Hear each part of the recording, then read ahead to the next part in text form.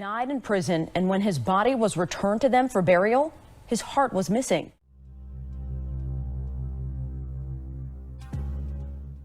As if the Alabama prison system could not get any lower. I've been wanting to talk about this case since I heard about it a couple weeks ago, and I was planning to wait until more information came out about it. Unfortunately, it doesn't seem that's the case.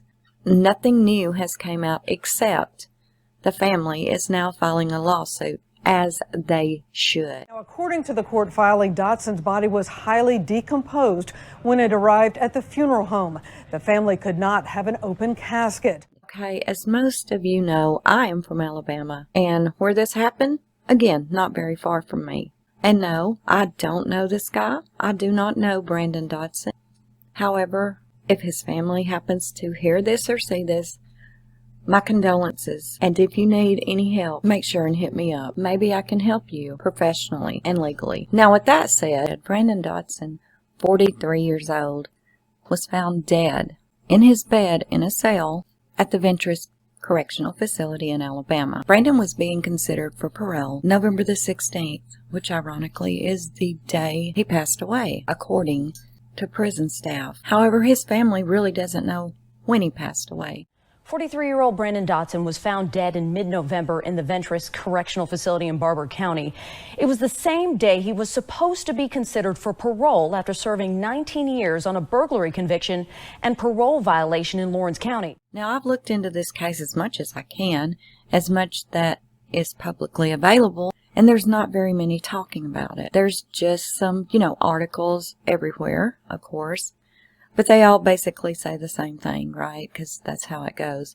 And that's about all I can do for you right here. But in case you haven't heard about this, it's completely unbelievable. Where is his heart? Like, this family wouldn't have even known his heart was missing had they not have hired a pathologist to perform a private autopsy. Because the DOC's autopsy just released his body to the funeral home. Didn't say anything about taking his heart.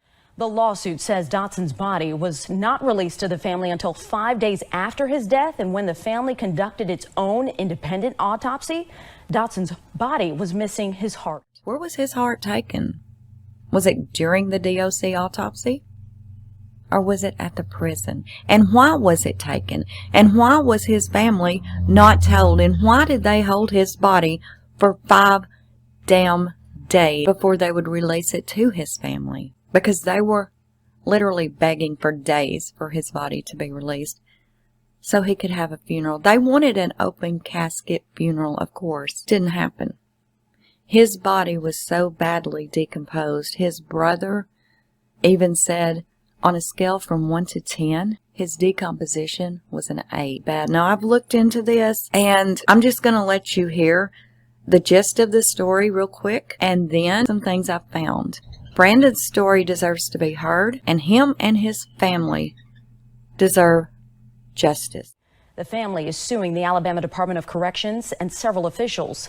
The lawsuit alleges wrongful death based on prison officials failing to protect Dotson, ignoring his medical needs, and then mishandling his corpse. What happened to his heart? Was it stolen?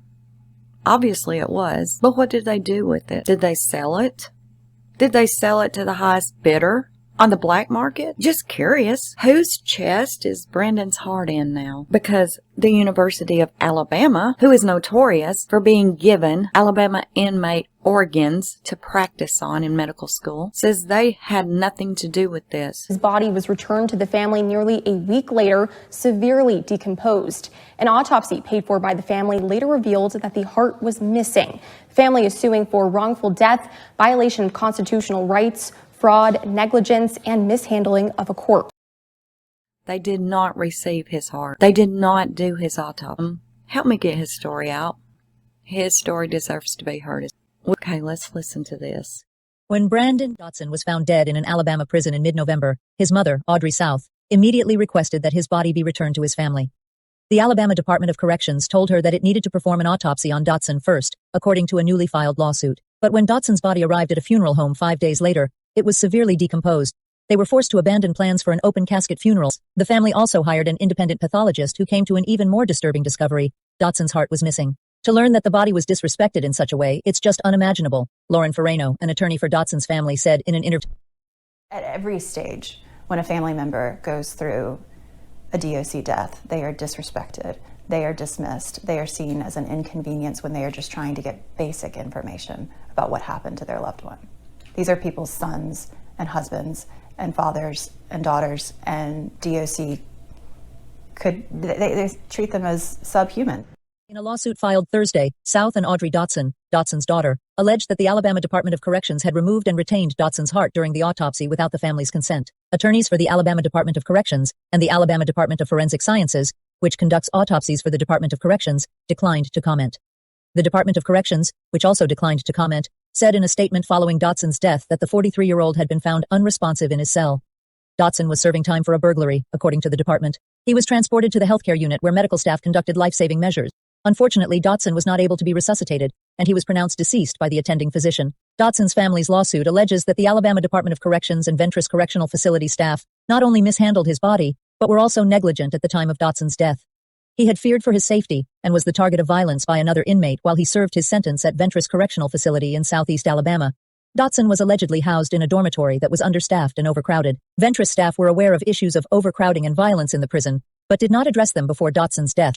It also referenced a 2019 Department of Justice investigation into the Alabama Department of Corrections and a subsequent lawsuit against the state for violent and unsafe conditions in Alabama's prisons, which the state initially contested. Alabama Department of Corrections has a pattern and practice of neglect, deliberate indifference, abuse, recklessness at every step, and it doesn't surprise me that it extends to after there's a death within their custody, Ferrano said. Dotson was found dead in his bed November 16. That evening, prison staff informed Dotson's brother, who relayed the news to South. She asked the prison warden for the body to be left untouched, but was told that the Alabama Department of Corrections required an autopsy. Dotson's body was released November 21st. When the family first viewed the body at a funeral home, they saw bruising and swelling across Dotson's head and neck. A funeral director allegedly told the family that Dotson's body appeared to have been improperly stored while in the state's possession. They hired a pathologist upon receiving Dotson's body and quickly learned that his heart was missing, Ferrano said. Because the organ was missing, Dotson's cause of death could not be determined by the family's pathologist. The Alabama Department of Corrections has yet to release the results of its autopsy. Dotson's family is seeking the immediate return of Dotson's heart, though they have not been able to determine where the organ is and whether it has been preserved. We don't know where we should be looking, Ferrano said. All we know is that this man's heart was not with his body when it was returned to his family. The lawsuit names the University of Alabama system and the University of Alabama at Birmingham Hersink Medical School as defendants and describes the medical school as a possible intended recipient of Dotson's heart, alleging that the university received specimens collected from Department of Corrections autopsies for educational purposes. In a statement to the Post, the university denied involvement. We have reviewed our records which show UAB did not perform this autopsy and has not been involved with this matter, a University of Alabama at Birmingham spokesperson wrote. Dotson's family, which ultimately held a closed casket funeral for Dotson, is still reeling from the discovery of his missing heart, Ferrano said. The family deserves to have answers. Okay, as I said, we're going to look at a few things that I found about this case around, sleuthing around online. But this is from Daily Mail. All of the resource links you can find in the description box below. So it was filed by Brandon Dotson's daughter and his mother. Performed an autopsy on the deceased and removed his heart, thereby concealing the true cause of death. And by taking this action, they intentionally or recklessly destroyed or altered key evidence. The heart is a vital organ that would provide critical evidence in assessing the cause of death. Without the heart, the plaintiff cannot obtain an accurate and complete determination of the circumstances. Now, originally, the family did believe that the heart may have been given to the University of Alabama in Birmingham and the School of Medicine for medical research purposes for the students. However, UAB, University of Alabama, has said they had nothing to do with this and they did not receive this man's heart. Brandon's mother said that it was 5 days before the body was released to her. She finally got to see his body on the 6th day, but they didn't even want her to see him because they wanted to do something to make him look a little better, because it was horrific. His mother actually was quoted saying, "I wouldn't even say that was human, how bad my son looked," when she was finally able to see him. The lawsuit also details how Brandon Dotson had asked for help days before he died, saying that another inmate was targeting him. It also says that when his brother contacted the prison to retrieve his body, that the warden expressed surprised. He told him that most families do not even collect the inmates' bodies, and sometimes They aren't even notified of their deaths. Brandon Dotson was 43 years old. He was serving a 99-year sentence for third-degree burglary. Alabama officials released statistics that Brandon Dotson was in. Ventress was designed to hold up to 650 inmates. However, that prison currently has 1,237 inmates, double what it should have. Now, the lawsuit states that the Alabama Department of Corrections was severely overcrowded and inmates were not supervised. The autopsy that the DOC done usually takes about 3 months to be released, and the autopsy that the family had done privately could not even be completed because his heart was missing. The funeral director at the funeral home, Lawrence Funeral Home, that his body was finally sent to, said the decomposition of the body was so extensive that it must not have been stored properly by the DOC or whoever stored the body, because upon opening the casket, the family members saw bruising on the back of his neck and excessive swelling across his head.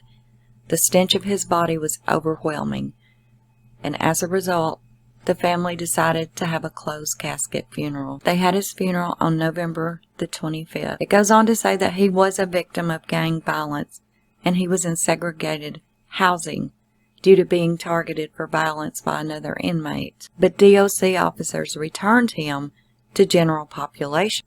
It was also discovered in 2018 that the University of Alabama medical students, that a large number of the organs used by the University of Alabama came from people who were behind bars. But how many of these inmates that were killed in these prisons or died, natural causes, overdoses, whatever, when their families got their bodies, there was no organs in the body? They would have not known. There's no way they would have, unless they done what this family did. So now, how many families out there are questioning this very thing when they had one of their loved ones die in these jails or prisons in Alabama? You know there's families out there questioning this right now. Actually, the students at the school even forced one of the administrators to acknowledge that at least 1/3 of the organs that they experimented with, studied with, learned by, came from prisoners. The students also noticed that the conditions of many of the organs were noticeably worse than those of others, which indicated medical neglect was probably caused by their incarceration. Regardless, Brandon's family is demanding that his heart be given back to them along with any money earned from his illegal organ retention. And here is a few photos that have been shared. Brandon, that I have found. From what I've learned, Brandon is a son, a brother, an uncle, and a father. And this is his Facebook, and he has made some posts. He had made a post on June the 3rd about his birthday, and he created a fundraiser for the Suicide and Crisis Lifeline. March of 2022, as you see, it's very depressing, and this post was made in March 2022. He says, I wonder how many people are truly going to read this, and I wonder how many people will truly help. I'm truly in a situation where I can end up in prison forever. Anyone willing to help or anyone concerned enough to help, please inbox me. This is my last resort before I die, inside a fence and buried in a coffin made from trailer paneling. How many people do I have in my corner to keep this from happening? Last chance. And this one dates way back to March the 18th of 2015. And I believe this is when his dad maybe passed away. He said, I didn't have the tears to cry the day you left this world too soon. The people that knew us best recognized us by the hearts that beat in our chest. Dad, you took so much of who I am with you. I can't wait to see you and feel that bushy beard on my face. I do have the lawsuit that the family has filed.